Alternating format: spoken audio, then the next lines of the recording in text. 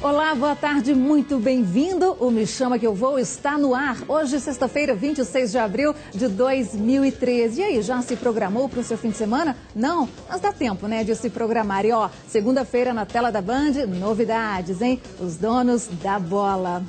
E nós já começamos o Me Chama Que Eu Vou de hoje com um crime que chocou a todos nós mineiros. E pela primeira vez, a família de João Gabriel Camargos, o engenheiro químico morto durante um assalto dentro de um ônibus de viagem, comentou as declarações dadas pelo assassino. A nossa reportagem conversou com o pai da vítima. Quase 2 meses após o assassinato do engenheiro químico João Gabriel Camargos, o pai do jovem ainda busca forças para superar a perda. Tenho procurado suporte na espiritualidade, nas orações, e é o que tem nos dado força, mas não tem sido fácil. Abalado, comentou sobre as declarações dadas pelo suspeito à imprensa na última terça-feira, quando chegou a Belo Horizonte. E vi um cinismo naquilo. Aquilo é falso, né?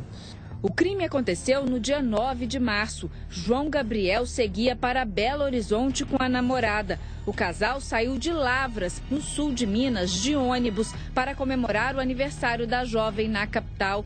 A viagem foi interrompida na altura de Perdões, quando Fernando Oliveira Miguel anunciou o assalto. Após tropeçar no pé da vítima, atirou na cabeça do engenheiro e fugiu, levando os pertences dos 35 passageiros. Ele foi preso no interior do Paraná. Frio e sem demonstrar nenhum arrependimento, o suspeito pediu desculpas e até falou de Deus. Quero pedir perdão aí para a população nacional, quero pedir perdão para a população mineira, né? E especial para a família do João Gabriel de Camargo. Eu tenho certeza que o grande eu sou, o Deus dos exércitos de Israel, vai me dar uma oportunidade de eu sair e ser um cidadão de bem como todos vocês hoje são. A família tem esperanças que desta vez o criminoso fique preso e pague pelos crimes que cometeu. Se teve a condenação por 30 anos, é cumprir 30 anos. Ué. Isso para mim, um caso específico de um cidadão como esse, né? O sujeito está comprovadamente que tem que ficar trancafiado lá, os anos todos que tomar. Ué. Não tem um sujeito desse, não tem qualquer perspectiva de ganhar uma situação de progressão de pena, porque isso é um mal para a sociedade. Pois é, infelizmente, as desculpas do Fernando não vão trazer de volta a vida de João Gabriel. E o suposto skinhead João Mateus Vater de Moura, de 20 anos, suspeito de cometer crime de racismo, ele foi solto. Isso mesmo, foi solto. De acordo com a delegada responsável pela investigação, a Paloma Buzon, da Delegacia Especializada em Crimes Cibernéticos, o inquérito que investigava o trio, João Mateus, Antônio Donato, Valdisson Perê, Marcos Vinícius Garcia Cunha, pelos crimes de racismo, divulgação do nazismo, corrupção de menores e ainda formação de quadrilha, foi concluído ontem. A delegada informa ainda que, além dos 3 indiciados, existem elementos no inquérito que apontam o envolvimento de pelo menos mais uma pessoa nesses crimes. Acompanhe a reportagem. João Mateus Vater de Moura, de 20 anos, estava detido no Ceresp São Cristóvão. Segundo a Secretaria de Estado de Defesa Social, o jovem recebeu um termo de soltura, já que o prazo de sua prisão temporária venceu. João foi detido depois que a polícia investigou o Facebook de Antônio Donato, que enforcou um morador de rua na Praça da Savassi. Além de Moura, outro amigo de Donato, Marcos Vinícius Cunha, também foi preso. Os suspeitos estão presos preventivamente, sem prazo determinado. O inquérito policial deve ser finalizado até o fim desta semana e será encaminhado para a Justiça. Pois é, a delegada informou também que a prisão dele não pode ser prorrogada mais uma vez, né? Já havia sido prorrogada por 5 dias. Esse ato aí desses 3 jovens também são acompanhados por nós, né? Vamos acompanhar então as investigações e que eles possam pagar por isso e que sirvam de exemplo aí para a meninada, para a garotada, os jovens que estão nas redes sociais. Isso não é brincadeira não, viu, gente?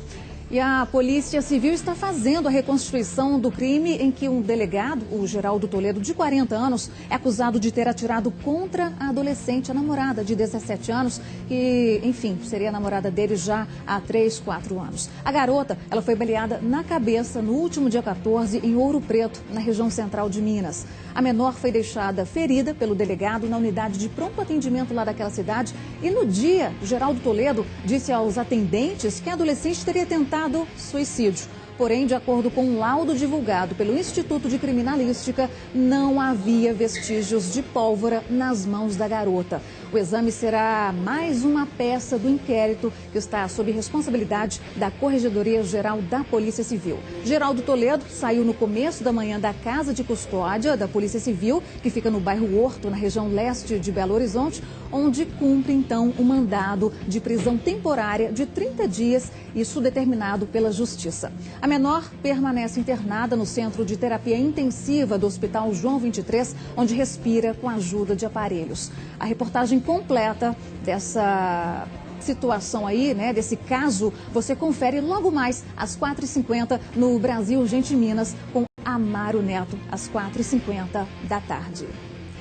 E um bate-boca entre defesa e acusação também marcou o 4º dia de julgamento do jovem, na verdade do homem, né, acusado de ser o executor de Elisa Samúdio. Não tão jovem assim, Bola já está com 50 anos e sobraram até ofensas, viu? Até para testemunhas que estavam prestando depoimento. Wanda Sampaio tem as informações. O dia foi de bate-boca e xingamentos no Fórum de Contagem na Grande Belo Horizonte. O promotor Henri Castro chamou o advogado de defesa de Marcos Aparecido dos Santos, o Bola, de canalha e mentiroso. Já o advogado respondeu que o promotor é um covarde e que não é homem de assumir o que faz. O clima de guerra entre os dois começou ontem. Do lado de fora do fórum, Écio Quaresma debochou das respostas de Henri Castro durante uma entrevista aos jornalistas. Eu não tenho como definir o comportamento dele. Eu posso definir o meu comportamento com a seriedade com a qual eu procuro me pautar em todas as minhas ações, em todos os meus comportamentos, em plenário ou fora dele. Não me alcançou esse gesto. Durante a tarde, o advogado do réu escolheu outro alvo para debochar. O delegado Edson Moreira, convocado como testemunha. Ele é um dos responsáveis pela investigação da morte de Elisa Samúdio. Écio Quaresma zombou várias vezes dele, principalmente quando Edson pedia para ir ao banheiro. Dizia, deixa aí, ele vai desidratar. A testemunha reclamou que estava se sentindo intimidada. Diante do clima de desrespeito, o promotor pediu à juíza que proibisse Écio Quaresma de fazer perguntas ao delegado. A juíza Marixa Fabiani aceitou, por considerar que o objetivo do advogado era intimidar e prorrogar o depoimento de Edson Moreira, que já durava 10 horas. A defesa foi assumida por outro advogado do grupo, que encerrou o interrogatório em meia hora. Écio acompanhou tudo em silêncio no plenário. Com tanta confusão, o julgamento de Marcos Aparecido dos Santos só deve terminar no fim de semana.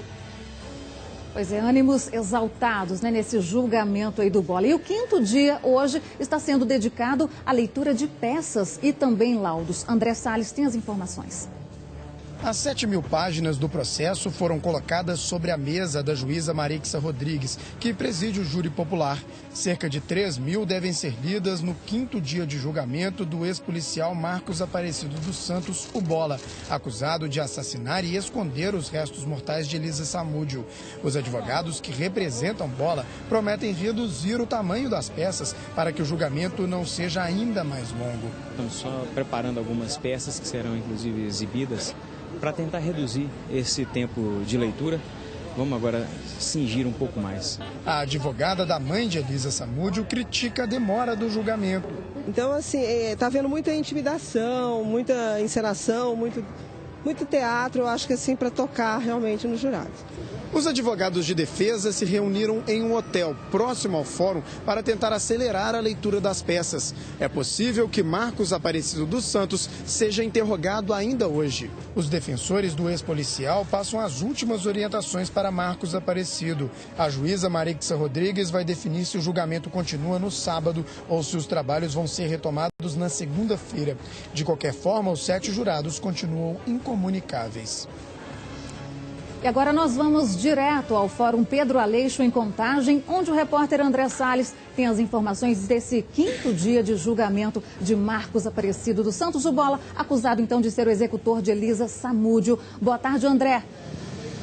Boa tarde, Luciana. Boa tarde aos telespectadores do Me Chama Que Eu Vou. Pois é, continua a leitura das peças, né, como depoimentos colhidos por carta precatória, fora aqui do Fórum de Contagem, e a juíza Marixa Rodrigues, por enquanto, nenhum intervalo deu, ou seja, desde as 9 da manhã são feitas as leituras aí dessas peças. Como eu disse, seriam aí pelo menos 3.000 páginas. Os advogados prometem tentar reduzir aí o número de páginas para acelerar um pouco esse julgamento, que vem sendo aí, promete ser o mais longo dos 3 que tivemos, né? O do ano passado, quando Luiz Henrique Romão, o Macarrão e também Fernanda Castro foram condenados, e também o do mês passado, quando o goleiro Bruno Fernandes foi condenado e a ex-esposa dele, Daiane Rodrigues, acabou sendo absolvida. Portanto, esse julgamento já está sendo aí, promete ser o maior. Bom, após a leitura dessas peças, né, e a gente espera, com a fala dos advogados, que isso não dure todo o dia dessa sexta-feira,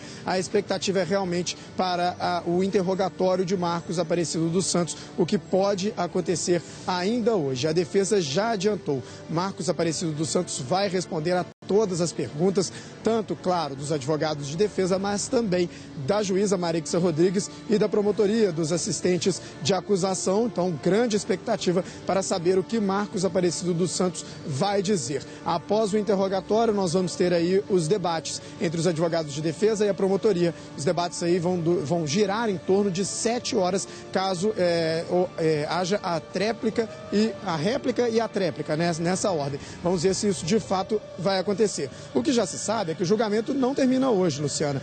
Então a gente está aguardando a posição da juíza Marixa Rodrigues para saber se o julgamento vai se estender para o sábado, ou seja, os trabalhos continuam, né, durante o final de semana, ou se a juíza vai interromper esses trabalhos e retomá-los apenas na segunda-feira. Por isso, a grande expectativa também para essa decisão da juíza, que só deve sair no final do dia de hoje. Portanto, o julgamento continua. Já é o mais longo, não tem jeito, é muito difícil, muito remota a possibilidade de que termine hoje. E o que não se sabe ainda é se esse julgamento vai para o sábado ou se é retomado apenas na segunda-feira. O que se sabe é que os 7 jurados, 4 homens e 3 mulheres, permanecem incomunicáveis, Luciana. Eles estão em um hotel, eles não têm acesso à TV, à rádio, não têm acesso a jornais, internet, não podem nem conversar com os próprios familiares, não têm celulares, e caso eles tenham algum tipo de comunicação, esse julgamento ainda corre o risco de nulidade. Por isso, todo o cuidado para que os jurados não tenham nenhum contato com as pessoas. Ou seja, no sábado ou segunda-feira, esses 7 jurados, 4 homens e 3 mulheres, aí sim devem decidir se Marcos Aparecido dos Santos é culpado por homicídio duplamente qualificado e ocultação de cadáver. Eu volto com você, Luciana. Muito bem, obrigada, André Salles, pelas informações. André volta ao longo da nossa programação e logo mais às 4h50 dentro do Brasil Urgente Minas. E um crime bárbaro na Grande São Paulo está chocando todo o Brasil. Uma dentista foi queimada viva dentro do próprio consultório médico após um assalto. Os bandidos atearam fogo à vítima, ouçam só, porque não ficaram satisfeitos com a quantidade de dinheiro encontrada na conta dela. Era hora do almoço quando os 3 criminosos tocaram a campainha do consultório, que fica numa rua tranquila, em São Bernardo do Campo, na Grande São Paulo. A dentista Cíntia Moutinho de Souza, de 47 anos, foi rendida quando abriu a porta. Uma paciente que estava no local foi vendada e teve objetos roubados pelo bando. 2 criminosos mantiveram a dentista refém e um ladrão pegou um cartão bancário de Cíntia para fazer saques. Imagens de câmeras de segurança mostram um criminoso entrando em uma loja de conveniência de um posto de gasolina para tentar retirar o dinheiro. Como a vítima tinha apenas R$30 na conta, um dos criminosos decidiu atear fogo no corpo da dentista utilizando o álcool, que serve para esterilizar objetos usados nos tratamentos dentários. Vizinhos chegaram a chamar os bombeiros, mas Cíntia morreu no local. Não dá para entender porque uma pessoa trabalhando normal, sendo útil à sociedade, ser tratada dessa forma. A polícia procura agora os 3 assaltantes e vai usar imagens de câmeras de segurança da rua e do posto de combustíveis para tentar identificar os criminosos. Há suspeita de que o bando seja o mesmo que usou uma estratégia parecida para roubar um consultório na zona sul de São Paulo no início do mês. Filha, justiça, será que existe justiça, meu amor? Eu acho que a justiça é só lá em cima, né?